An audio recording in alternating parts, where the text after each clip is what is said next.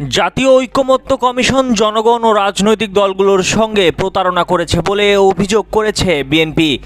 দলটির মহাসচিব মির্জা ফখরুল ইসলাম আলমগীর ও স্থায়ী কমিটির সদস্য সালাউদ্দিন আহমদ বলেছেন, জুলাই সনদ বাস্তবায়নে জাতীয় ঐকমত্য কমিশনের প্রণীত সুপারিশমালা প্রতারণামূলক। এটা অবিলম্বে সংশোধন করতে হবে বলে উল্লেখ করেন তারা।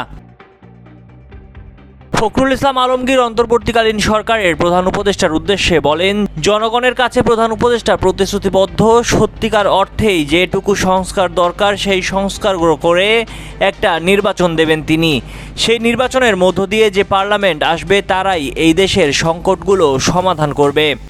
এদিকে বিএনপির স্থায়ী কমিটির সদস্য সালাউদ্দিন আহমেদ বলেন, অন্তর্বর্তী সরকার তত্ত্বাবধায়ক সরকারের ভূমিকায় নিরপেক্ষভাবে আচরণ করুক, যাতে জাতি আশ্বস্ত হতে পারে এবং ঐক্য বজায় থাকে।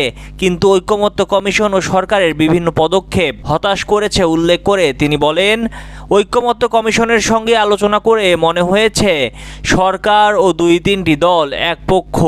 তিনি বলেন, জাতীয় ঐকমত্য কমিশন যে প্রস্তাব দিয়েছে তাতে জাতিতে বিভক্তি তৈরি হবে, অনৈক্য হবে, কোনো ঐকমত্য আসবে না। সালাউদ্দিন আহমেদ আরও বলেন, জোটবদ্ধ রাজনৈতিক দলগুলোর স্বাধীনতা ছিল নিজস্ব প্রতীকে বা জোটের যে কোনো প্রতীকে নির্বাচন করতে পারবে। হঠাৎ করে ঐকমত্য কমিশন একটি অগণতান্ত্রিক পদ্ধতি বলে দিল যে জোটবদ্ধ দল হলেও নিজস্ব প্রতীকে নির্বাচন করতে হবে। এতে দেখা যায় আরেকটি রাজনৈতিক দল সেটাকে সমর্থন করে যাচ্ছে। এমন আশা বিএনপি করেনি বলেও উল্লেখ করেন তিনি।